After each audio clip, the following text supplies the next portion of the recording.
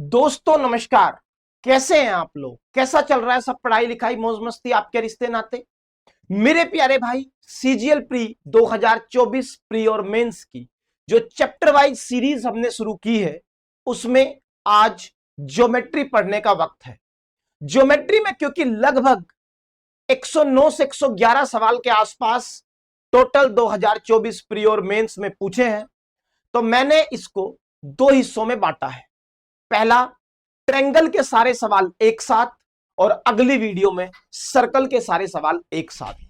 तो इस वीडियो में हम ट्रायंगल के सारे एक एक 2024 प्री और मेंस का आया हुआ सवाल डिस्कस करेंगे, शॉर्टकट अप्रोच के साथ, कैलकुलेशन अप्रोच के साथ और बेस्ट एवर पॉसिबल कॉन्सेप्ट के साथ। तो चलिए आइए शुरुआत करते हैं। अगर आप इस चैनल पर नए हैं तो इसी चैनल पर हमने सारे चैप्टर वाइज सॉल्यूशन डाले हैं, अर्थमेटिक प्लस एडवांस, आप उन्हें जाकर के देख सकते हैं। आइए करते हैं शुरुआत। चैनल को सब्सक्राइब कर लीजिए, वीडियो को लाइक कर दीजिए, हो सके तो शेयर कर दीजिएगा। आइए पहले सवाल के साथ शुरुआत करते हैं। पहला सवाल आपके सामने क्या कह रहा है मेरे प्यारे भाई? क्या कह रहा है सवाल? If a triangle has parameter of 52 units, triangle का पैरामीटर 52 यूनिट है, then all of its sides have length less than 26, less than 20, less than 24 and less than 18। मेरे प्यारे भाई, सवाल का आंसर देखते ही आप less than 26 लगा सकते थे।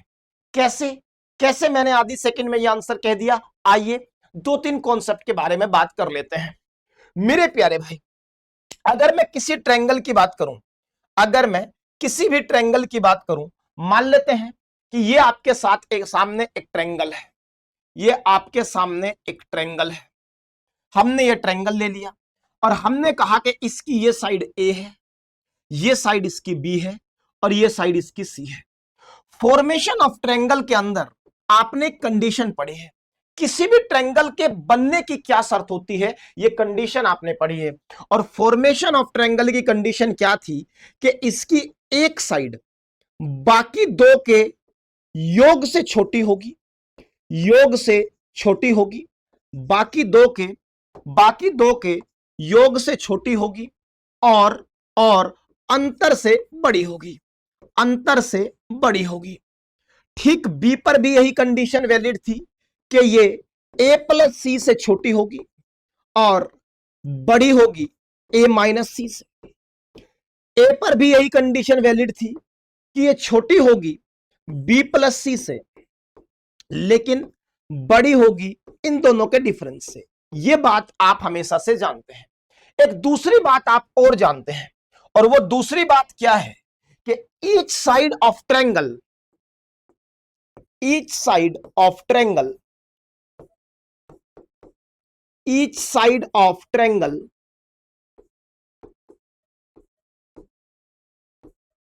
will be smaller than semi parameter of a triangle, will be smaller than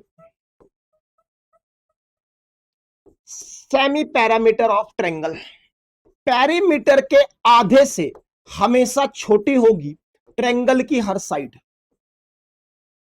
अगर ये दोनों बातें आप जानते हैं तो देखते ही आप कह देते कि कुछ करना नहीं है। ट्रायंगल का पैरामीटर अगर 52 है तो उसका सेमी पैरामीटर 52 का आधा 26 होगा और हर साइड 26 से छोटी होगी। देखते ही सवाल का आंसर था, अगर आप ये वाली प्रॉपर्टी जानते हैं। ये तो था कॉन्सेप्ट। आइए, अगर आप इस सवाल को सोल्व ही करना चाहते हैं तो आप इसे सोल्व भी कर सकते थे। कैसे समझेंगे बात को मेरे प्यारे भाई? मुझे बताइए, अगर मान लेते हैं हम तीसरी साइड सी है, मैं इसका सॉल्यूशन भी सिखा रहा हूं आपको।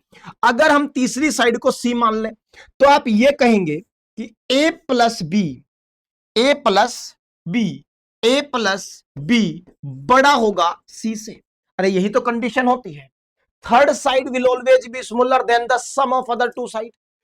अगर आप ये कहें कि A plus B plus C, सवाल ने क्या दे रखा है मेरे प्यारे भाई? A plus B plus C सवाल ने दे रखा है हमें 52, पैरीमीटर 52 है। क्या यहां से मैं ये भी कह सकता हूं कि ए प्लस बी बराबर होगा, ए प्लस बी बराबर होगा 52 माइनस सी के?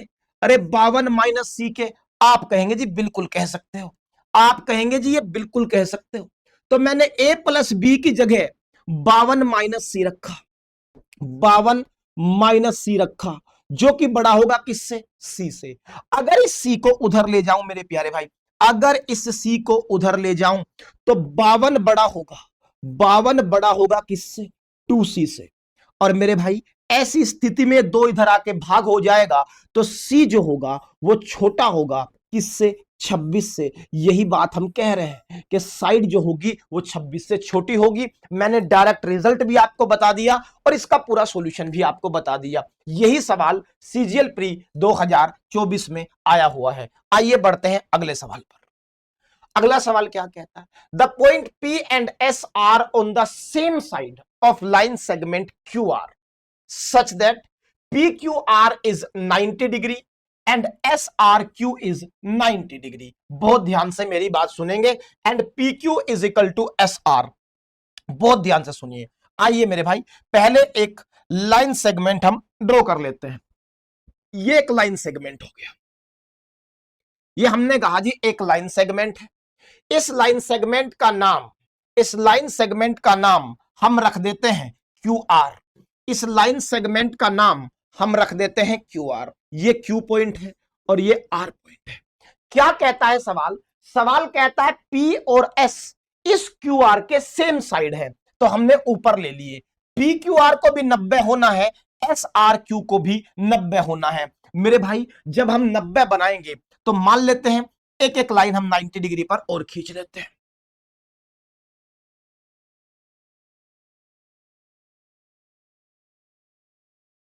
ये एक लाइन हो गई जिसको हमने अलग कलर से ले लिया।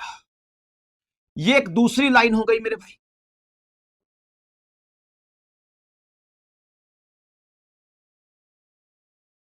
इसको भी हमने अलग कलर से ले लिया। इसको थोड़ा सा हम साइड में खींचका देते हैं।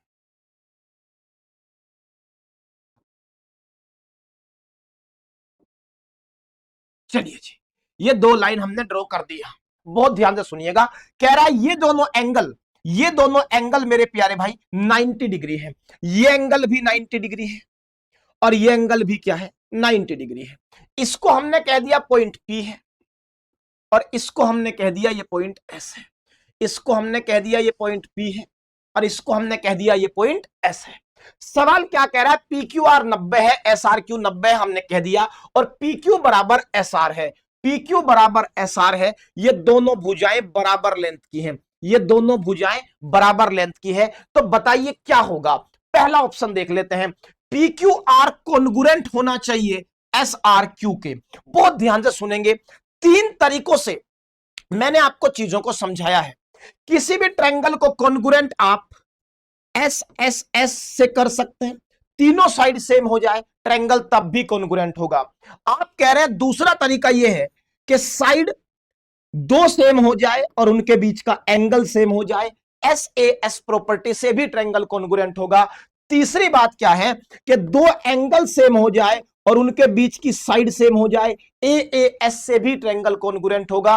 और चौथी बात क्या है, RHS राइट एंगल, हाइपोटेन्यूज और एक साइड अगर सेम हो जाए तब भी ट्रायंगल कॉन्ग्रुएंट होगा। इन चार शर्तों के तहत किसी ट्रायंगल को कॉन्ग्रुएंट किया जा सकता है, आप ये जानते हैं, आप ये जानते हैं। आइए मेरे भाई अब बात कर लेते हैं। क्या कह रहा है कि PQR, आइए पहले से ज्वाइन करा दो, आइए पहले से ज्वाइन करा देते हैं। आपने आपने यहां से एक लाइन ये भी ज्वाइन करा दी,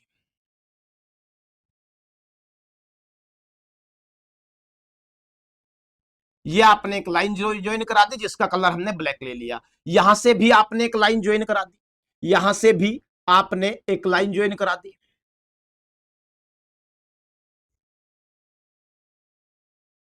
आइए मेरे प्यारे भाई, इसका कलर भी हमने ब्लैक ले लिया। अब ये दो ट्रायंगल बनते हुए आप साफ साफ देख पा रहे हैं, दो ट्रायंगल बनते हुए साफ साफ देख पा रहे हैं। जरा सीखना, PQR is congruent to SRQ। क्या हो सकता है, कौन सी प्रॉपर्टी से, RHS प्रॉपर्टी से। अरे कौन सी प्रॉपर्टी से, RHS प्रॉपर्टी से क्या दोनों ट्रायंगल कॉन्ग्रुएंट हो सकते हैं? आइए देखते हैं मेरे भाई।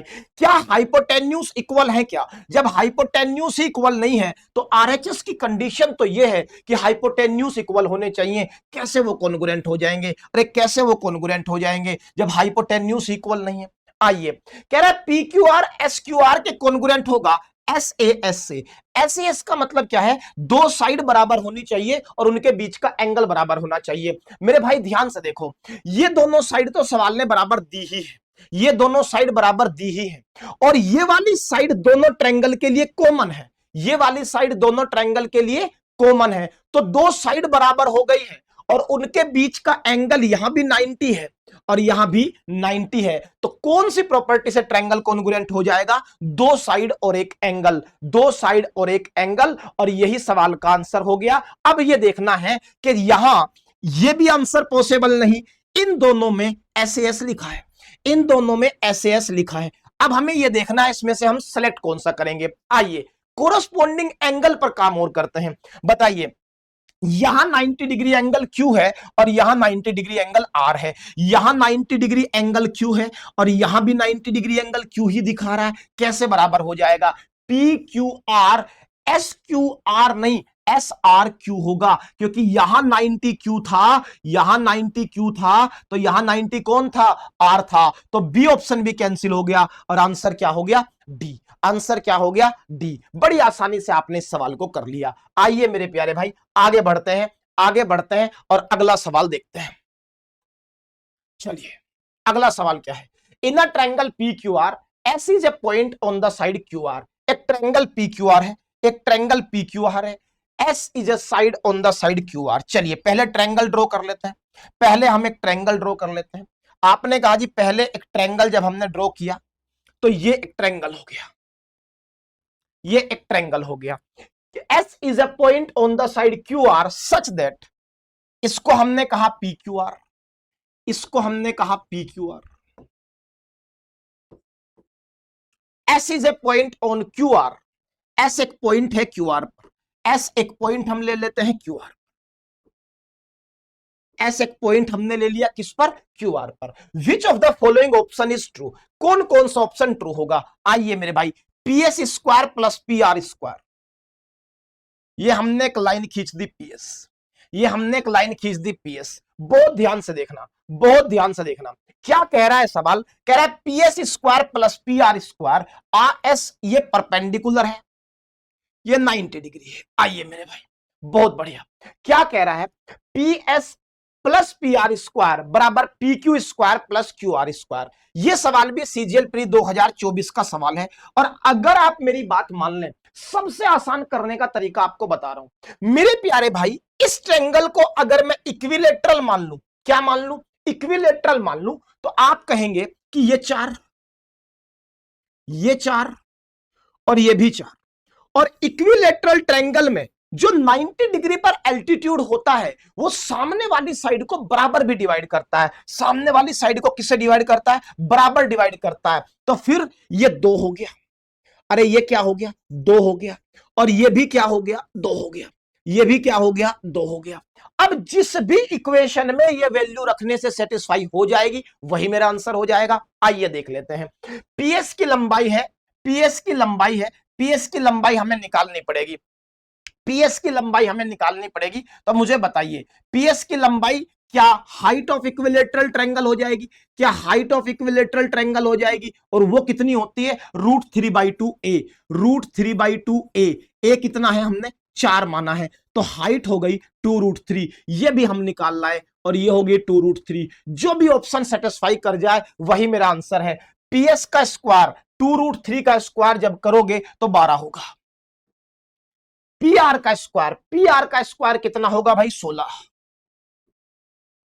इधर से टोटल 28 बन रहा है, इधर से 28 बनेगा क्या? पी क्यू का स्क्वायर 16 और क्यू आर का स्क्वायर, क्यू आर का स्क्वायर भी 16, 32 बन रहा है उधर से, तो ये बराबर नहीं है। आइए आगे बढ़ते हैं। पी आर का स्क्वायर, पी आर का स्क्वायर कितना हुआ भाई? पी आर का स्क्वायर हुआ 16, क्यू एस का स्क्वायर हुआ 4 बराबर पी क्यू का स्क्वायर, पी क्यू का स्क्वायर भी कितना हुआ? 16, और एस आर का स्क्वायर भी कितना हुआ 4, दोनों तरफ 20 बन गया। सवाल का आंसर हो सकता है, सवाल का आंसर हो सकता है। आगे बढ़ते हैं।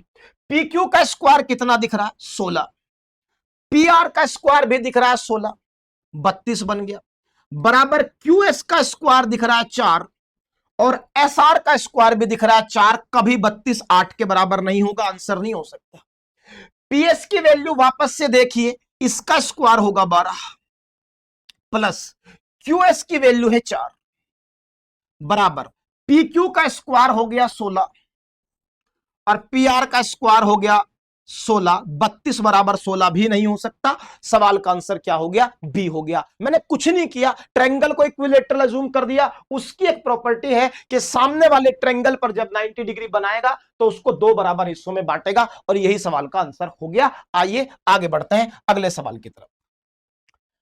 अगला सवाल, ABC is a right angle triangle with angle ABC is 90 degree. आइए भाई एक राइट एंगल ट्रायंगल हम ड्रॉ कर लेते हैं, एक राइट एंगल ट्रायंगल हम ड्रॉ कर लेते हैं। आइए, ये एक 90 डिग्री एंगल हो गया आपका, ये हो गया राइट एंगल ट्रायंगल, जहां एंगल बी जो है वो 90 डिग्री है। इसको हमने बी कह दिया, इसको हमने ए कह दिया और इसको हमने सी कह दिया, और ये एंगल दे रखा है आपको 90 डिग्री, ये एंगल दे रखा है 90 degree. M of A B is 28 centimetre. ये जो लेंथ दे रखी है, ये लेंथ 28 सेंटीमीटर दे रखी है, बहुत बढ़िया। बीसी की लंबाई 96 सेंटीमीटर है, बीसी की लंबाई 96 सेंटीमीटर है। क्या पूछ रहा है, find the area of circum circle of triangle ABC. Circum circle of triangle ABC का एरिया पूछा है। मेरे भाई बहुत ध्यान से सुनिएगा, बहुत ध्यान से सुनिएगा, बड़ा आसानी से हम मामले को निकाल लेंगे। मुझे एक बात बताओ, अगर मैं इसका रेशो ले लूं, अगर मैं इसका रेशो ले लूं तो क्या क्या आप ये मानते हैं कि 28 और 96 के साथ कौन सा ट्रिपलेट काम करेगा? मुझे बहुत ध्यान से मेरी बात सुनना। अगर मैं 4 से काट दूं, 4 सते 28, 24 चौका 96 और 7 24 25 का ट्रिपलेट आप जानते हैं सीधा होता है, तो ये कितना आ गया 25। अरे ये कितना आ गया 25। 7 का 4 गुना है, 24 का भी 4 गुना है, तो 25 का 4 गुना 100 हो गया। 25 का 4 गुना कितना हो गया मेरे भाई 100। तो हमने सीधा हाइपोटेन्यूज की लेंथ निकाल ली, कितनी 100। अब आप जानते हैं कि राइट एंगल ट्रायंगल के अंदर सर्कम सर्कल जो होता है वो हाफ होता है, हाफ मिड पॉइंट होता है हाइपोटेन्यूज का, और सर्कम रेडियस होता है, सर्कम रेडियस होता है क्या मेरे प्यारे भाई, हाइपोटेन्यूज का आधा। हाइपोटेन्यूज 100 है तो सर्कम रेडियस सीधा 100 का आधा 50 होगा, क्योंकि राइट एंगल ट्रायंगल है। राइट एंगल ट्रायंगल के अंदर सर्कम रेडियस हाइपोटेन्यूज का आधा होता है। एक सर्कल आपको नजर आ रहा है जिसका रेडियस 50 है, उसका एरिया पूछा जा रहा है, एरिया पूछा जा रहा है। पाई की वैल्यू 3.14, तो भाई pi 3.14 r square, pi r square ही तो सर्कल का एरिया होगा। आर स्क्वायर करोगे तो 2500 हो जाएगा। 2 जीरो से ये पॉइंट कट जाएगा, 2 जीरो से मेरे प्यारे भाई ये पॉइंट कट जाएगा। 25 चौका 100, 25 एकम 25 और 10 35, 25 से 75, 75 और 3 78, 7850। सवाल का आंसर ए हो गया। बड़ी आसानी से आपने सवाल कर लिया, और यह सवाल भी सीजीएल प्री 2024 का ही था। आइए आगे बढ़ते हैं। अगला सवाल, if the two straight line are coinciding with each other then the number of point of intersection। मेरे प्यारे भाई, एक लाइन के ऊपर आपने दूसरी लाइन रख दी, बिल्कुल एक दूसरे के सुपर इंपोज हो गई, ऐसी स्थिति में तो हर जगह इंटरसेक्ट करेगी, तो कितने पॉइंट ऑफ इंटरसेक्शन होंगे? Infinitely many point of intersection होंगे। यह भी सवाल सीजीएल प्री 2024 का है, बड़ा आसान है। आइए आगे बढ़ते हैं, आइए आगे बढ़ते हैं। In triangle PQR, if PT is the median, then which of the following is correct? बहुत ध्यान से समझिएगा मेरे भाई, बहुत ध्यान से समझिएगा। मैं आपको हमेशा अपोलोनियस थ्योरम सिखाता हूं, अपोलोनियस थ्योरम सिखाता हूं। आपकी कॉपी में मैंने करा रखी है, और बार बार अपोलोनियस थ्योरम हम समझते हैं।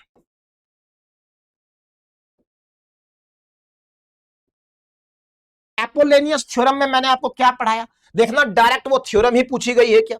क्या आपको डायरेक्ट पेपर में वो थ्योरम का स्टेटमेंट ही पूछ लिया गया है जो मैंने आपको क्लास में पढ़ाई है?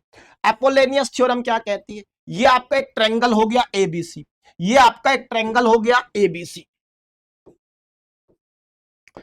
आपने इसमें एक मीडियन ड्रॉ किया, आपने इसके अंदर एक मीडियन ड्रॉ कर दिया। आइए भाई,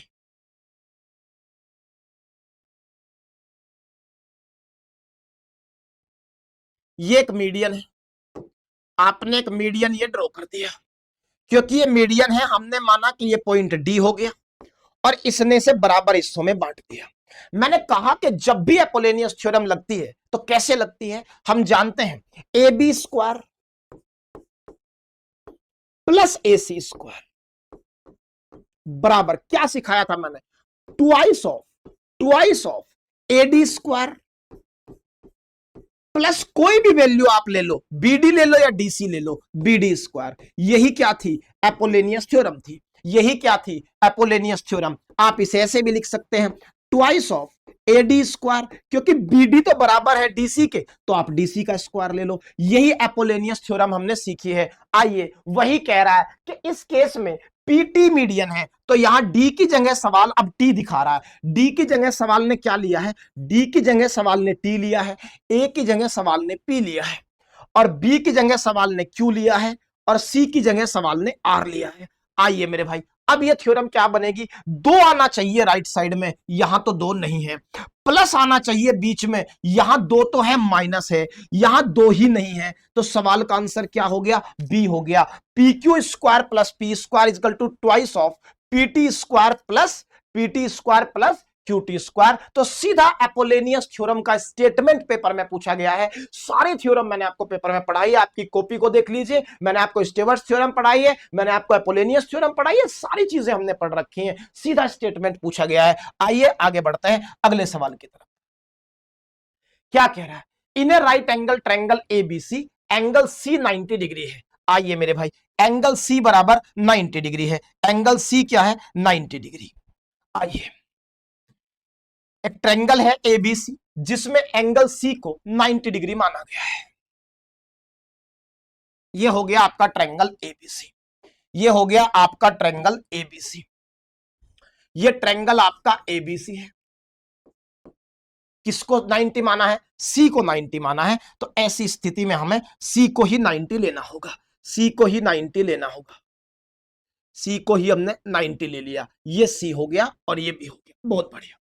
और सी को हमने 90 ले लिया। आइए, CM is perpendicular on A B, CM is perpendicular on A B. तो भाई सीएम एक परपेंडिकुलर लाइन है जो ए बी पर है। आइए ड्रॉ कर देते हैं।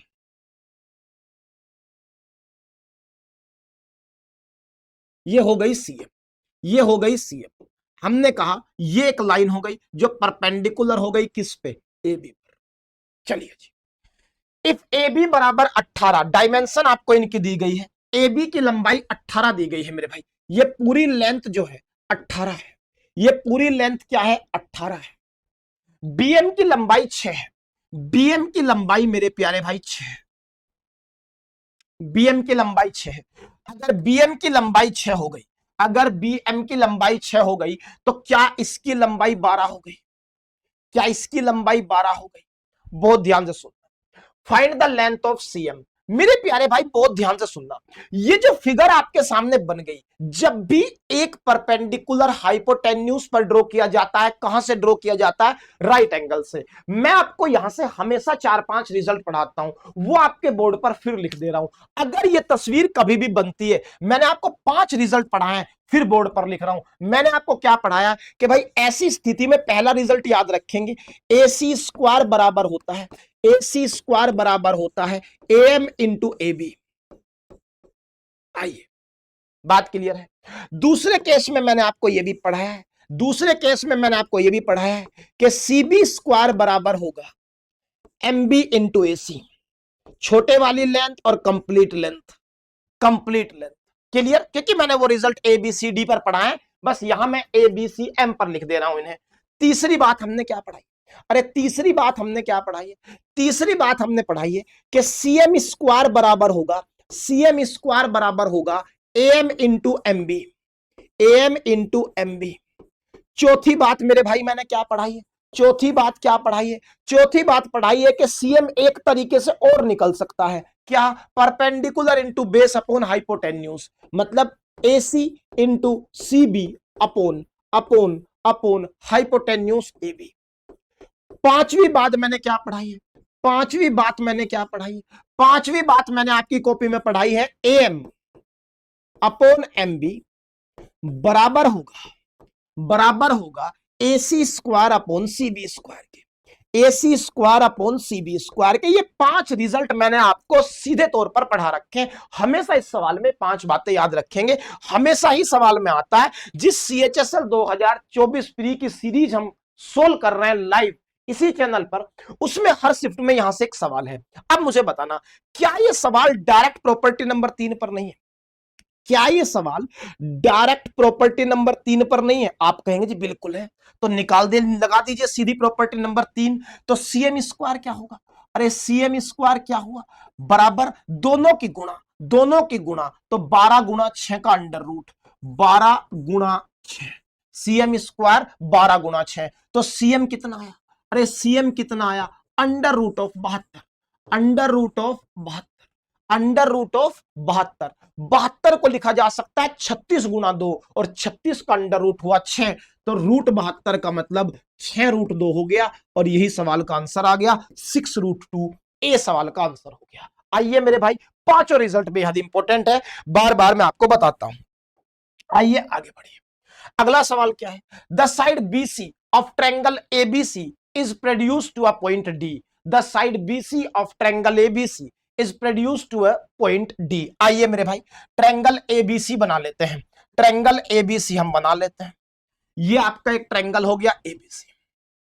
ज्योमेट्री है, बचपन से आज तक हम ABC ही बनाते आए हैं, यहां भी ABC ही बना रहे हैं। ये ट्रायंगल A, ये ट्रायंगल B और ये ट्रायंगल C। क्या कह रहा है? साइड BC को प्रोड्यूस किया गया है D पॉइंट तक। साइड BC को आपने D पॉइंट तक प्रोड्यूस कर दिया। D पॉइंट तक क्या कर दिया भाई? प्रोड्यूस कर दिया। तो इस लाइन को हम प्रोड्यूस कर रहे हैं, इस लाइन को हम प्रोड्यूस कर रहे हैं। ये लाइन हमने प्रोड्यूस कर दी पॉइंट D तक। ये लाइन हमने D पॉइंट तक प्रोड्यूस कर दी। BC को हमने प्रोड्यूस कर दिया कहां तक भाई? D पॉइंट तक। If AC is equal to BC, सवाल कह रहा है AC की लंबाई BC के बराबर है, ये लंबाई इसके बराबर है। बहुत बढ़िया। BAC 70 डिग्री है, ये वाला एंगल 70 डिग्री है मेरे भाई। ये वाला एंगल कितना है? 70 डिग्री है। Then the find the value of 2.5 CD minus, ये 2 नहीं है भाई, यहां ये 2 मेरे एग्जामिनर का हुनर है, ये 2 नहीं है, ये 1.5 है, ये 1.5 है, ये 2 नहीं है यहां, ये सिर्फ 1.5 है। ये 2 की जगह सिर्फ यहां 1.5 है। आइए, ये सवाल है। तो मेरे प्यारे भाई, क्या मैं बात को समझ पा रहा हूं? क्या मैं बात को समझ पा रहा हूं? कुछ नहीं करना मेरे भाई। 2.5 की वैल्यू हो गई 5/2। जो मुझे निकालना है वो निकालना क्या है, समझेंगे बात को। मुझे निकालना है 2.5 को कह सकता हूं 5/2। कौन से एंगल का? ACD का। कौन से एंगल का? ACD का। माइनस 1.5 का मतलब है 3/2। कौन से एंगल का? ABC का। कौन से एंगल का? ABC का। बस ये बात मुझे निकालनी है। आओ सबसे पहले पता करते हैं ACD होगा कितना। मेरे प्यारे भाई, हमने कहा कि अगर दो साइड आपस में इक्वल है तो उनके सामने वाले एंगल भी इक्वल होंगे। The angle opposite to equal sides of the triangle are always equal. तो मेरे भाई, अगर इसके सामने 70 है तो इसके सामने भी 70 होगा, तो ये एंगल 70 आ गया। अरे ये एंगल हमने निकाल लिया कितना? 70। अब ध्यान से सुनना मेरे भाई, ACD क्या एक्सटीरियर एंगल हो गया? अरे ACD क्या हो गया? Exterior angle. ट्रायंगल की अगली property, exterior angle is always equal to sum of opposite interior angle. तो 70 प्लस 70 कितना हो गया? 140। अरे 70 प्लस 70 कितना हो गया? 140। हमने ACD की वैल्यू निकाल ली 140, ABC की भी निकाल ली 70, सिर्फ वैल्यू रखनी बाकी रह गई। 5/2 गुणा 140 माइनस 3/2, ABC है 70। आंसर निकाल लीजिए, आपके सामने है। 2 से काटोगे 70 बार, 70 गुणा 5 350 माइनस 35 बार और 35 दिए 105।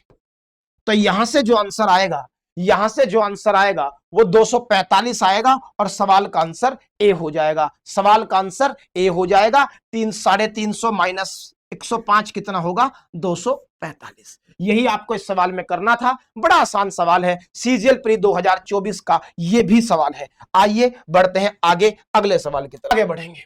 The angle of a triangle are such that one is average of the other two. एक एवरेज होगा किसका? दूसरे का। एंड द एंगल्स आर, आइए मेरे भाई कुछ इस तरीके से बात समझनी है कि एक ट्रायंगल दूसरे का एवरेज हो। कैसे? पाई बाई 6 कितना है मेरे भाई? पाई बाई 6 है 30, पाई बाई 3 60 और पाई बाई 2 90। मेरे प्यारे भाई एक बात बताओ, 60 और 30 90 का एवरेज 45, 90 और 60 का एवरेज 75 और 90 और 30 9 और 3 12 120 का एवरेज क्या होगा? 60। यहां एवरेज बन रहा है। कैसे? देख लो चाहे। 90 और 30 का एवरेज क्या होगा? 90 प्लस 30 बटे 2 कितना आया? 60 आया। यही कह रहा है कि दो एंगल का एवरेज तीसरा होना चाहिए। स्थिति सही है, ए आंसर हो सकता है, एक आंसर हो सकता है। आइए मेरे भाई इधर देखो, यह है 60, यह है 60 और यह है 90। क्या एवरेज बनेगा? 60 60 120 का एवरेज 60 ही होना चाहिए। 9 6 15 का एवरेज 75 होना चाहिए। यहां एवरेज नहीं बन रहा। आइए मेरे भाई आगे बढ़ो। यह है पाई बाई 6 30, यह है पाई बाई 3 कितना? 60 और यह है पाई बाई 4 45। ये तो ट्रायंगल ही नहीं बन रहा।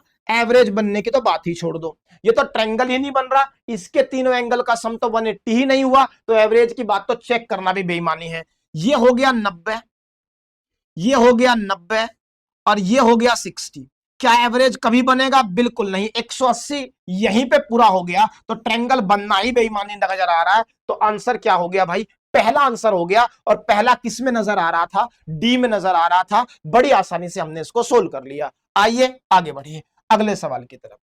क्या कह रहा है? ABC and DEF are two triangle such that triangle ABC is congruent to triangle FDE. ABC congruent है किसके? एफडीई के। AB की वैल्यू 17 है, AB की वैल्यू 17 है, एंगल B 52 है, एंगल A 95 है। आइए मेरे भाई, then which of the following option is true. बहुत ध्यान से सुनना मेरे भाई, बहुत ध्यान से सुनना। आप जरा इस बात को समझिए कि तीनों एंगल का सम 180 होगा। तीनों एंगल का सम क्या होगा? 180। तो AB का सम कितना आ रहा है? यहां से 5 और 2 7, 9 और 5 14, 147 आ रहा है। 147 इनका सम आ रहा है। तो एक बात तो हमें जानकारी के तौर पर यह पता लग गई कि एंगल सी जो होगा, एंगल सी जो होगा वो हमारा निकल के आएगा कितना? 147 तो वही है, 33 निकल के आएगा। एंगल सी 33 निकल के आएगा। और एंगल बी कितना बताया जा रहा है? एंगल बी बताया जा रहा है, एंगल बी बताया जा रहा है मेरे भाई 52 डिग्री। बहुत बढ़िया। और मेरे प्यारे भाई एंगल ए बताया जा रहा है 95, ए बताया जा रहा है 95। एक बात तो तय है, एक बात तो तय है कि मेरे प्यारे भाई सी के बराबर एंगल कौन सा है? सी के बराबर एंगल ई है, सी के बराबर एंगल ई है। तो एंगल ई को होना होगा कितना? 33। एंगल ई को कितना होना होगा? 33। आइए भाई पहली बात, एफ 33 होने का कोई मतलब नहीं है, एफ 33 होने का कोई मतलब नहीं है। आइए ई 33 हो सकता है, बात सही है। ई 33 हो सकता है, बात सही है। डी को भी 33 होने का कोई मतलब नहीं है। दो ऑप्शन हमने खत्म कर दिए, दो ऑप्शन हमने खत्म कर दिए। आइए भाई अब साइड पर बात कर लेते हैं। साइड पर मैंने क्या सिखाया? आपके सवाल में लिखा हुआ है, बहुत ध्यान से सुनना। आपके सवाल में लिखा हुआ है एबीसी एफडीई। हमेशा कोरस्पोंडिंग साइड का रेशो निकालना सिखाया कि देखो अगर ये कॉन्ग्रुएंट है तो ए बी बराबर होगी एफ डी के। पहले दो पकड़ लो, ए बी बराबर होगी एफ डी के, ए बी बराबर होगी किसके? एफ डी के। आखिरी दो पकड़ लो, बीसी बराबर होगी, बीसी बराबर होगी डीई के, बीसी बराबर होगी डीई के। BC बराबर होगी DE के। बहुत बढ़िया। अब मुझे बताओ पहला तीसरा कौन है? AC। पहला तीसरा कौन है? AC। तो AC बराबर होगी FE के। AC बराबर होगी FE के। बस इतनी बात अगर आप समझ पा रहे हैं तो आपका आंसर आ जाएगा। AB 17 है। आपसे क्या क्या ऑप्शन में दिया है? एक FD दी है, एक DE दी है। AB बराबर होगा FD के, तो FD भी 17 आनी चाहिए। DE के 17 आने का कोई मतलब नहीं है, तो आंसर सी भी कट गया। FD 17 होगी क्योंकि AB किसके बराबर है? FD के। तो सवाल का आंसर बी हो गया। बड़ी आसानी से हम कर सकते थे। यह सवाल भी CGL प्री 2024 का ही है। आइए आगे बढ़िए। अगला सवाल, an triangle ABC, two median AD and BE intersect at Z at right angle. ठीक है, टू मीडियंस राइट एंगल पर इंटरसेक्ट कर रहे हैं। AD की लंबाई 12 है, BE की लंबाई 9 दे रखी है। आइए डायग्राम बना लेते हैं। आइए डायग्राम बना लेते हैं। कैसे समझेंगे बात को? ये एक ट्रायंगल आपने बना लिया, ये हो गया ट्रायंगल। आइए भाई, इसमें दो मीडियन आपको ड्रॉ करनी है, इसमें दो मीडियन आपको ड्रॉ करनी है। समझेंगे। ये पहली मीडियन है भाई। आइए भाई, इसका कलर हमने कर दिया रेड। एक और मीडियन ड्रॉ कर देते हैं हम। एक और मीडियन यहां से ड्रॉ हो गई।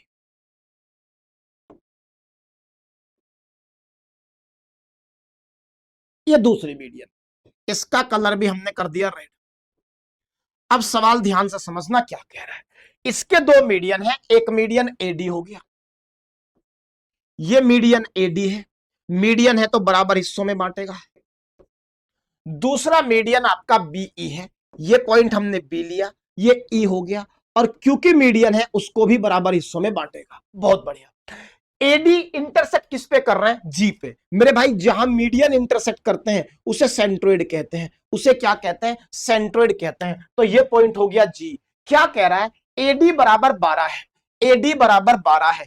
AD की लंबाई 12 दे रखी है और BE की लंबाई 9 दे रखी है। चलिए, AD की लंबाई 12 है और BE की लंबाई 9 है। कह रहा है बताओ AB की लंबाई क्या होगी? AB की लंबाई क्या होगी? मेरी बात बहुत ध्यान से सुनना मेरे प्यारे भाई। आपको पता है कि जहां मीडियन इंटरसेक्ट करते हैं उस पॉइंट को सेंट्रोइड कहते हैं। क्या कहते हैं? सेंट्रोइड। और सेंट्रोइड हमेशा मीडियन को 2:1 में डिवाइड करता है। 2:1 में डिवाइड करता है। तो ये रेशो अगर 2 है तो ये रेशो 1 है, ये रेशो 2 है तो ये रेशो 1 है। टोटल लंबाई AD की रेशो के हिसाब से 3 है और सवाल ने 12 दे रखी है। सवाल ने 12 दे रखी है। तो 3 की वैल्यू अगर 12 है, 3 की वैल्यू अगर 12 है तो 1 की वैल्यू 4 हुई। 1 की वैल्यू कितनी हुई? 4। तो 2 की वैल्यू 8 हुई, ये लंबाई 8 आ गई। और 1 की लंबाई 4 हुई, ये लंबाई 4 आ गई। हमने ये निकाल लिया। आइए अब बात कर लेते हैं BE पर। वापस से वही कहानी, वापस से वही कहानी। अगर मेरे प्यारे भाई, अगर मेरे प्यारे भाई ये मीडियन है तो ये भी 2:1 ही रहा होगा। अरे ये भी लाइन कितनी रही होगी? 2:1। तो वापस से पूरी BE की लंबाई 9 है, तो 3 की वैल्यू 9 हो गई, 1 की वैल्यू 3 हो गई। इसका मतलब ये लंबाई 6 निकाल ली हमने और ये लंबाई 3 निकाल ली। कुछ लंबाई हमने रेशो से निकाल ली क्योंकि हमें पता है centroid always divides the median in the ratio 2:1। अब आपका कहना है जी ये जो एंगल बनेगा ये एंगल 90 डिग्री का बनता है। सवाल कह रहा है ये जो एंगल बन रहा है ये 90 डिग्री का है, ये एंगल 90 डिग्री का है, ये वाला, ये एंगल 90 डिग्री का है। अगर ये एंगल 90 डिग्री का है तो पाइथागोरस लगेगी, और पाइथागोरस में ट्रिपलेट आप जानते हैं 6, 8 और 10, सीधा ट्रिपलेट होता है 6, 8 और 10, क्योंकि ट्रिपलेट दरअसल 3, 4, 5 होता है। 3 का दुगुना 6, 4 का दुगुना 8, तो 5 का दुगुना 10। तो ये एक राइट एंगल ट्रायंगल बन गया AGB। तो ये साइड बाई ट्रिपलेट 10 आ गई और यही सवाल पूछ रहा है, तो आंसर हो गया D, 10 सेंटीमीटर सवाल का आंसर आ गया। आइए, ये भी 2024 प्री का सवाल था, बड़ा शानदार सवाल था। आगे बढ़ते हैं अगले सवाल की तरफ। Which of the following are the angle of scale and triangle? ये तो बड़ा आसान है मेरे भाई, बड़ा आसान है। ये तो इक्विलेटरल हो जाएगा, ये आइसोसेलस हो जाएगा, दो एंगल बराबर है। ये भी आइसोसेलेस हो जाएगा, दो एंगल बराबर है तो स्केलन हो गया जिसके तीनों एंगल अलग हैं, 60, 30 और 90 फ्री के नंबर हैं। ये भी 2024 प्री में सवाल है। और मैंने बार बार कहा कि ऐसा नहीं है कि पूरा पेपर टफ आ जाएगा, पेपर इसी तरीके से बैलेंस किया जाता है, कुछ आसान और कुछ मुश्किल सवालों के साथ। आइए आगे बढ़ते हैं अगले सवाल की तरफ। आइए आगे बढ़ते हैं अगले सवाल की तरफ। Which of the following statement is sufficient to conclude that two triangles are congruent. मैंने कई बार आपको सिखाया कॉन्ग्रुएंट होने की चार शर्तें, या तो तीनों साइड बराबर हो, या दो साइड और एक उनके बीच का एंगल बराबर हो, या फिर दो एंगल और उनकी बीच की एक साइड बराबर हो, या फिर राइट एंगल बराबर हो, हाइपोटेन्यूज बराबर हो, कोई एक साइड बराबर हो। ये चार बातें ही किसी ट्रायंगल को कॉन्ग्रुएंट बनाती हैं। आइए मेरे भाई, they have two equal side and the same parameter. एक बात बताओ मेरे भाई, दो ट्रायंगल का पैरामीटर सेम है, इसका मतलब उनकी तीनों साइड का सम सेम है। अरे दो ट्रायंगल का पैरामीटर अगर सेम है तो उनकी तीनों साइड का सम सेम है। जब दो साइड बराबर हो गई तो क्योंकि पैरामीटर सेम है तो तीसरी साइड भी बराबर होगी। मेरी बात समझ पा रहे हैं आप भाई? तीनों साइड का सम सेम है। मान लीजिए मैं आपसे ये कह दूं A B plus B C plus C A बराबर पी है, मैं आपको कह दूं D E plus E F plus D F भी पी है। आपने ये कहा कि जी इन दोनों साइड को इक्वल कर दिया गया, ये दोनों साइड इक्वल हो गई, ये दोनों साइड हो गई इक्वल। जब ये दोनों साइड इक्वल हो गई, मान लो इनका सम हमने मान लिया यहां आर और इनका सम भी हमने यहां मान लिया आर, तो यहां से भी सी ए की वैल्यू पी माइनस आर आएगी और यहां से डी एफ की वैल्यू भी क्या आएगी, पी माइनस आर। तो जब पैरामीटर सेम है, अगर दो साइड सेम हो गई तो तीसरी हुबहू सेम होगी, तीनों साइड इक्वल हो गई तो by S S S triangle क्या हो सकता है, कॉन्ग्रुएंट हो सकता है। आइए, they have same area, area का कभी कोई कॉन्सेप्ट ही नहीं होता कॉन्ग्रुएंसी से।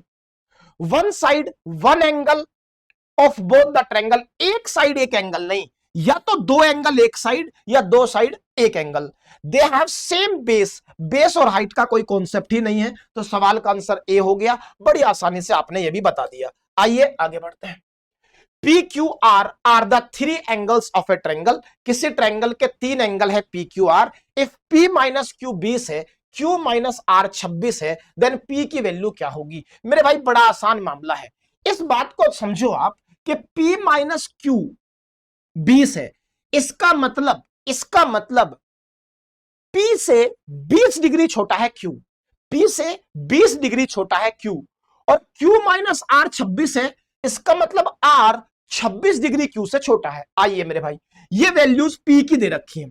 अगर P 52 है, आप अगर P क्या है 52 है, अगर P 52 है तो आपका कहना है जी कोई बात नहीं, P 52 अगर हो गया, ये P है तो Q इससे 20 कम है, Q इससे 20 कम है तो Q 32 होगा। अरे Q कितना होगा? 32 होगा। अब मुझे बताइए, R इससे भी 26 कम है, तो R इससे भी 26 कम करोगे तो मेरे भाई 26 और कम कर दोगे तो 6 डिग्री आ जाएगा। क्या ये 180 हुआ? ट्रायंगल ही नहीं बना। क्या ये 180 हुआ? ट्रायंगल ही नहीं बना। आइए मेरे भाई, अगर मैं 52 पर ही ये काम नहीं कर पा रहा हूं, 46 तो उससे भी छोटा है, तो यहां होने का कोई मतलब ही नहीं। अगर 52 डिग्री पर ही 180 नहीं बना तो मेरे भाई 46 पर 180 योग कैसे आ जाएगा? वो तो 52 से भी छोटा है। आइए इधर 92 से 20 कम करोगे तो 72, और 72 से 26 कम करोगे,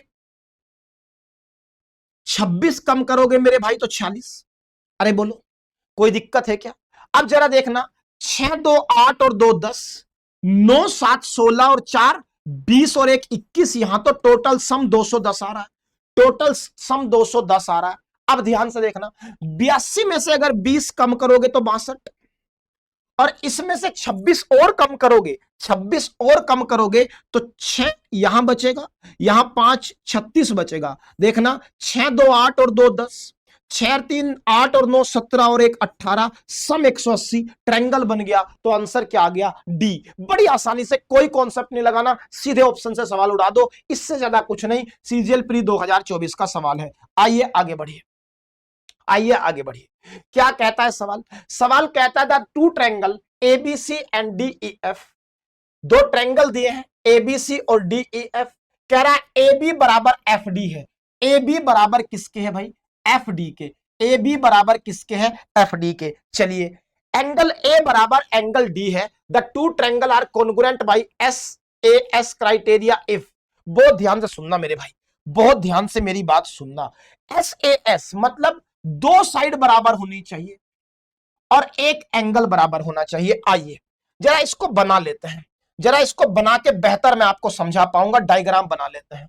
मान लीजिए ये ट्रायंगल है और ये दूसरा ट्रायंगल है, ये दो ट्रायंगल हो गए। आपने पहले का नाम ए रखा, ए बराबर डी है तो इसको डी ले लो, और हमने कहा जी ए बराबर डी हो गया, ए बराबर डी हो गया। चलिए, इसको हमने बी कहा और इसको हमने सी कहा, इसको हमने ई कहा और इसको हमने एफ कहा। दो साइड बराबर होनी चाहिए और एक एंगल, एंगल बराबर सवाल ने खुद ही दे दिया, और एक साइड भी बराबर दे दी। ए बी बराबर एफ डी है, ए बी बराबर किसके है मेरे भाई? एफ डी के। तो ए बी ये रहा, ए बी ये रहा और एफ डी ये रहा।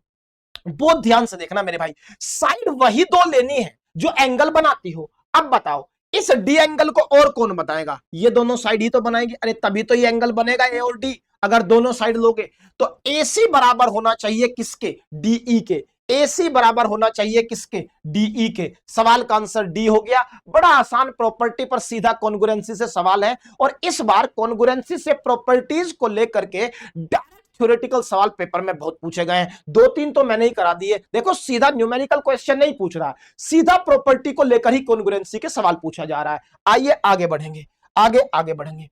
अगला सवाल फिर देखो, आ गया एक और प्रॉपर्टी से। By applying which of the following criteria can two triangle not be proved congruent. Congruent prove करने की फिर बता रहा हूं, हमने चार ही शर्तें पढ़ी हैं, S S S, S A S, A S A और आर एच एस। यही तो चार बातें बार बार सिखाया, 5 बार तो मैं ही लिख चुका इस वीडियो में। आइए भाई, एंगल साइड एंगल, दो एंगल एक साइड हो सकता है। नोट पूछ रहा है तो आंसर नहीं हो सकता, नोट पूछ रहा तो आंसर नहीं हो सकता, इससे तो कॉन्ग्रुएंट हो जाएंगे। एंगल एंगल एंगल कोई प्रॉपर्टी नहीं होती भाई। क्या कहीं ऐसी प्रॉपर्टी दिख रही है आपको कि तीनों एंगल इक्वल हो जाए, ट्रायंगल कॉन्ग्रुएंट हो जाए? कभी नहीं, ये कोई प्रॉपर्टी ही नहीं है, सिमिलरिटी में काम आती है। आइए आगे बढ़िए, अगला सवाल क्या कह रहा है? अगला सवाल कह रहा है कि पी क्यू आर जो है वो कॉन्ग्रुएंट है एमओएन के, such that P Q are 82 है, पी क्यू आर 82 डिग्री है, क्यू आर पी 47 है, क्यू आर पी 47 है, और आर पी क्यू दे रखा है 51, एम ओ एन दे रखा है, एम ओ एन दे रखा है 5y-8, क्यू आर की लंबाई 24 है, ओ एन की लंबाई 3x + y है, और x + y का मान पूछ रहा है। आइए भाई, दो ट्रायंगल पहले बना लेते हैं। दो ट्रायंगल आपने बना लिए,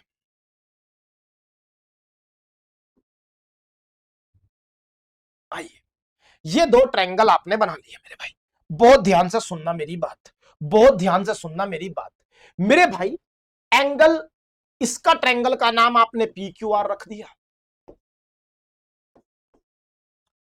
और इसका नाम आपने एम ओ एन रख दिया। एंगल क्यू की लंबाई 82 है, एंगल क्यू की लंबाई हो गई 82। बहुत बढ़िया।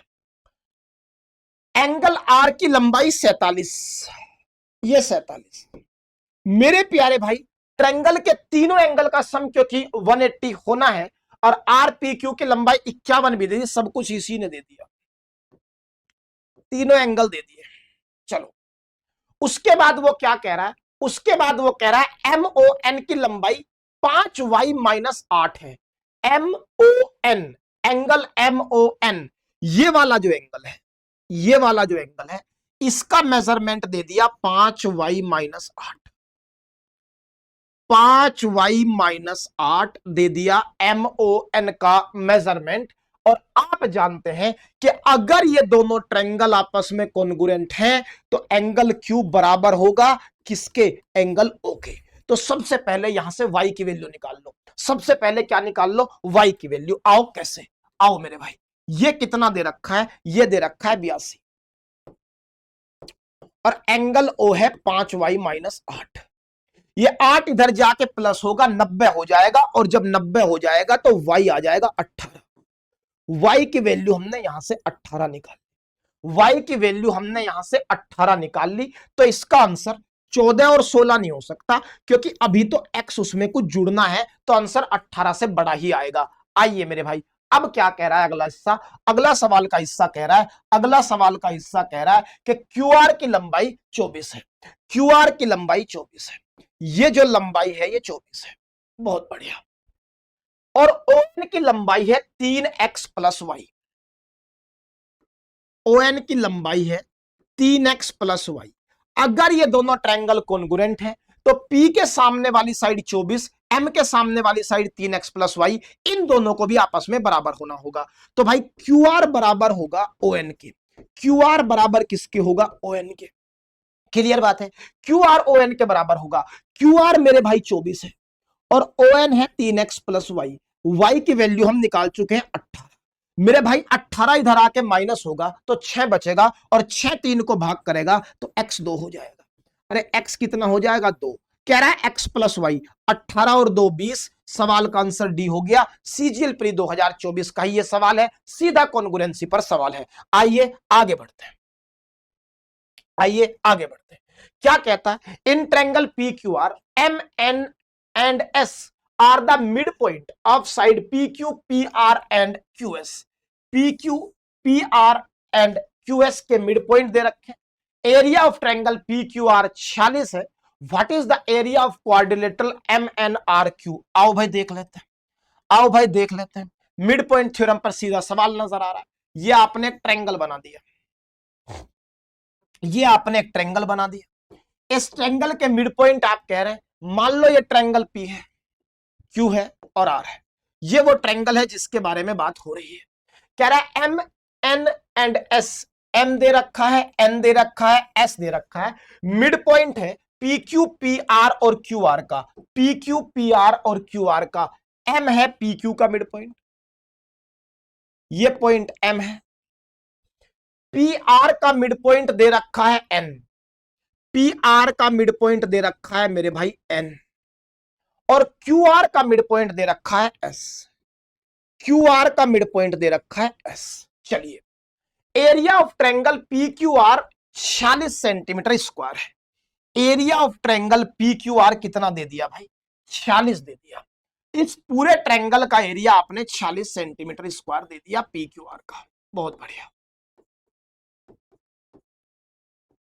What is the area of quadrilateral M N R Q. मेरे भाई अगर ये दो मिड पॉइंट है और मैं इनको ज्वाइन करा दूं तो by mid point theorem this line will be parallel to this, और इसका एरिया, ये अगर साइड एक होगी तो ये साइड दो भी होगी। बाय मिड पॉइंट थ्योरम ये दोनों लाइंस एक दूसरे की आधी होगी, मतलब क्यू आर की आधी कौन होगी, एम एन होगी। मैंने मिड पॉइंट थ्योरम लगाई। अगर ये दोनों लाइन 1:2 में है तो एरिया होगा 1/2 का स्क्वायर, क्योंकि ये दोनों ट्रायंगल सिमिलर हो जाएंगे। कौन कौन से, पी एम एन और P Q R. P M N P Q R similar होंगे, और सिमिलर ट्रायंगल की साइड का रेशो का स्क्वायर कर दो तो एरिया का रेशो आता है, एरिया का रेशो आता है। इसका मतलब मेरे प्यारे भाई ये आ गया इनके एरिया का रेशो, ये आ गया इनके एरिया का रेशो।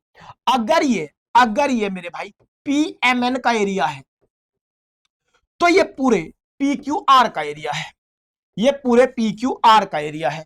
तो जो बीच वाला हिस्सा बचा ये वाला क्वाड्रिलेटरल जिसके बारे में बात हो रही है एम एन आर क्यू, इसका एरिया कितना बचा, फिर इसका एरिया कितना बचा, सीधा बताइए मुझे। 4 - 1 क्या हो गया, 3। 4 - 1 क्या हो गया, 3। ये एरिया हो गया एम एन आर क्यू का रेशो के हिसाब से। अब आप जानते हैं 4 की वैल्यू सवाल ने 46 दी है, 4 की वैल्यू 46 दी है, 1 की वैल्यू आ गई 4.5। 1 की वैल्यू कितनी आएगी भाई, 4 से करोगे 4 एकम 4, सॉरी 1 की वैल्यू आ गई भाई, 1 की वैल्यू आ गई, 4 की वैल्यू 46 है तो 1 की वैल्यू आ जाएगी 11.5। ठीक, 1 की वैल्यू 11.5 है, आपको 3 की निकालनी है मेरे भाई। 3 की वैल्यू आ जाएगी 3 पंजे 15, 11 तिये 33 और 1 34। सवाल का आंसर 34.5 हो जाएगा। सवाल का आंसर 34.5 हो जाएगा डी। इसमें मिड पॉइंट थ्योरम प्रूव लगी और सिमिलैरिटी का कॉन्सेप्ट लगा। आइए आगे बढ़ते हैं अगले सवाल की तरफ। In triangle ABC DE is parallel to BC. एक ट्रायंगल एबीसी है जहां डीई किसके पैरेलल है? बीसी के पैरेलल है। चलिए आइए भाई बात कर लेते हैं। हमने ट्रायंगल बना दिया एबीसी, हमने एक ट्रायंगल बना दिया मेरे भाई एबीसी। ये आपका ट्रायंगल है एबीसी। डीई पैरेलल बताया जा रहा है बीसी के, डीई पैरेलल बताया जा रहा है बीसी के। ये बात डीई पैरेलल है किसके? बीसी के। ये पॉइंट डी है, सॉरी ये पॉइंट डी है, ये पॉइंट डी है और ये ई है। और सवाल ही कह रहा है कि ये दोनों पैरेलल है, सवाल ही कह रहा है ये दोनों पैरेलल है। 5AE बराबर 3AC। अगर इसको डिकोड करूं तो यहां से आपको एक बात समझ में ये आई कि AE अपॉन EC बराबर होगा 3/5, 3/5। चलिए भाई AE और EC का रेशो दे रखा है 3:5। ये साइड अगर 3 है, रेशो है तो सर्कल में बंद कर दे रहा हूं। ये साइड 3 है तो ये साइड 5 है, ये साइड 5 है। आइए then the value of DB बताओ। एबी की लंबाई 6.4 दे रखी है। एबी की लंबाई क्या दे रखी है भाई? एबी की लंबाई 6.4 दे रखी है और डीबी की लंबाई पूछ रहा है। मेरे भाई थेल्स थ्योरम लगा रहा हूं और थेल्स थ्योरम क्या कहती है कि अगर डीई कोई एक लाइन है जो बीसी के पैरेलल है, अगर आप इस ट्रायंगल के अंदर बीसी के पैरेलल कोई भी एक लाइन खींचेंगे तब थेल्स थ्योरम वैलिड हो जाएगी। और थेल्स थ्योरम क्या कहती है? थेल्स थ्योरम क्या कहती है कि तब अगर ये लाइन इसके पैरेलल है तो ये रेशो बराबर होगा। मुझे बताइए अगर ये साइड 3 है ये 5 है तो पूरा 8 होगी। अरे पूरी साइड क्या होगी? 8 होगी। थेल्स थ्योरम के मुताबिक ए अपॉन पूरी साइड AC बराबर होगा। अच्छा आपको निकालना क्या है? डी भी निकालना है। तो एक काम करिए, चक्कर में ही मत पड़िए। थेल्स थ्योरम का सीधा स्टेटमेंट आप ऐसे भी लिख सकते हैं कि ए अपॉन EC बराबर होगा AD अपॉन DB के। ये थेल्स थ्योरम से स्टेटमेंट प्रूव हो जाता है। कौन सी थ्योरम पे बात कर रहा हूं? थेल्स थ्योरम पे बात कर रहा हूं। ये कौन सी थ्योरम है भाई? Thales theorem. थेल्स थ्योरम का ये स्टेटमेंट मैंने आपको कॉपी में पढ़ाया है। और थेल्स थ्योरम सिमिलैरिटी पर तो मैं काफी सवाल आपको कॉपी में करा रखे हैं। आइए मेरे भाई तो मुझे बताओ फिर ये रेशो भी 3:5 ही होगा। अरे ये रेशो भी कितना होगा? 3:5 ही होगा। तो पूरी साइड 8 हो गई। 8 की वैल्यू दे रखी है 6.4, एक की वैल्यू आ गई 0.8, आपको 5 की वैल्यू चाहिए। 5 की वैल्यू आ गई 5×8 = 40, 4.0 जिसको आप कह सकते हो 4 सेंटीमीटर। सवाल का आंसर हो गया 4। सवाल का आंसर 4 हो गया। यूनिट नहीं दी है तो सेंटीमीटर हटा दीजिए, यूनिट नहीं दी है सेंटीमीटर हटा दीजिए। तो आंसर क्या आ गया? 4 आ गया। आंसर क्या आ गया मेरे भाई? 4 आ गया। बड़ा आसान सवाल था, थेल्स थ्योरम पे डायरेक्ट पूछा हुआ सवाल है। आइए आगे बढ़िए, आइए आगे बढ़िए। In triangle DEF the bisector of angle D intersect side EF at point N। आइए भाई बात कर लेते हैं। एक ट्रायंगल DEF है, एक ट्रायंगल DEF है, एक ट्रायंगल आपने बनाया DEF। ये आपका एक ट्रायंगल हो गया DEF। आपने एक ट्रायंगल बना दिया जिसका नाम DEF हो गया, जिसका नाम DEF हो गया। आपने एक ट्रायंगल बना दिया। क्या कह रहा है कि bisector of angle D intersect EF at point N। The bisector of angle D intersect EF at point N। आइए मेरे भाई क्या कह रहा है? The bisector of angle D, यहां से एक बाइसेक्टर हमने खींच दिया।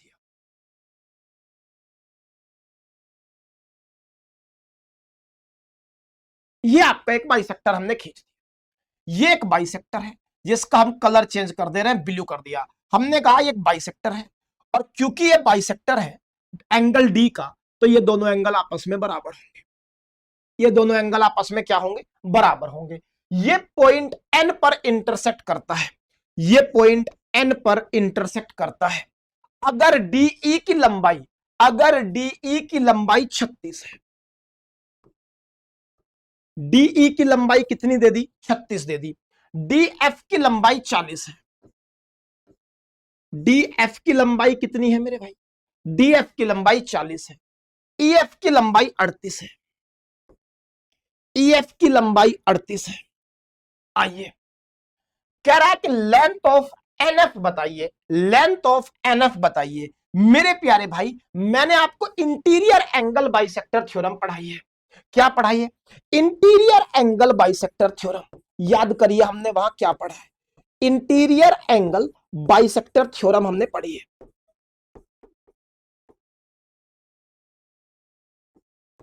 इंटीरियर एंगल बाइसेक्टर थ्योरम क्या कहती है? कि जब कभी भी आप एक एंगल का बाइसेक्टर लेते हैं तो साइड का रेशो भी वही आ जाता है। कैसे? आप इंटीरियर एंगल बाइसेक्टर थ्योरम यहां लगेगी तो डीई का रेशो डीएफ से वही होगा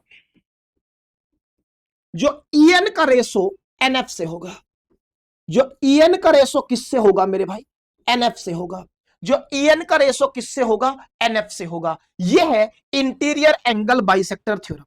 यह है मेरे भाई इंटीरियर एंगल बाइसेक्टर थ्योरम। सिर्फ यही लगा रहा हूं और आपके सवाल का आंसर आ जाएगा। आपके सवाल का आंसर आ जाएगा। सवाल क्या पूछ रहा है कि यह बताओ एनएफ की लंबाई क्या होगी। मुझे एक बात बताओ, ले लो इन दोनों का रेशो। इन दोनों का रेशो जब आप लोगे तो 4 नम 36, 4 धाई 40, तो ये रेशो भी आएगा 9:10। ये रेशो भी कितना आया? 9:10। टोटल कितना हुआ? 19। 19 रेशो के हिसाब से टोटल है। सवाल कह रहा है 38 है। एक की वैल्यू कितनी आई मेरे भाई? एक की वैल्यू आई 2। एक की वैल्यू कितनी आई? 2 आई। अगर एक की वैल्यू 2 है तो किसकी वैल्यू पूछ रहा है? एनएफ की वैल्यू पूछ रहा है। तो फिर 10 की वैल्यू क्या होगी? अरे मेरे भाई, अगर एक की वैल्यू 2 है तो 10 की वैल्यू होगी 10 गुणा 2। सवाल का आंसर कितना आ गया? 20 आ गया। और बड़ी आसानी से आपने सवाल का आंसर टिक कर दिया। कितना? 20। सीजीएल प्री 2024 का सवाल था।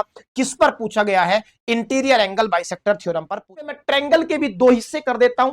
पहला पार्ट में आपने कुछ हिस्से यहां सवाल के देखे, इसके बाद हम सेकंड पार्ट में बाकी ट्रायंगल के बचे हुए 25 क्वेश्चन करा करके ट्रायंगल का पार्ट खत्म करेंगे, और उसके बाद 2 पार्ट हम सर्कल के करा देंगे, और सर्कल के 2 पार्ट कराने के बाद ज्योमेट्री 2024 प्री और मेंस की कंप्लीट हो जाएगी। तो मिलते हैं ट्रायंगल के पार्ट 2 में। उम्मीद है आपको ट्रायंगल का पार्ट 1 पसंद आया होगा। मिलते हैं अगली की वीडियो में। तब तक चैनल को सब्सक्राइब कर दीजिए, वीडियो को लाइक कर दीजिए, और हो सके तो वीडियो को शेयर कर दीजिए। Thank you very much.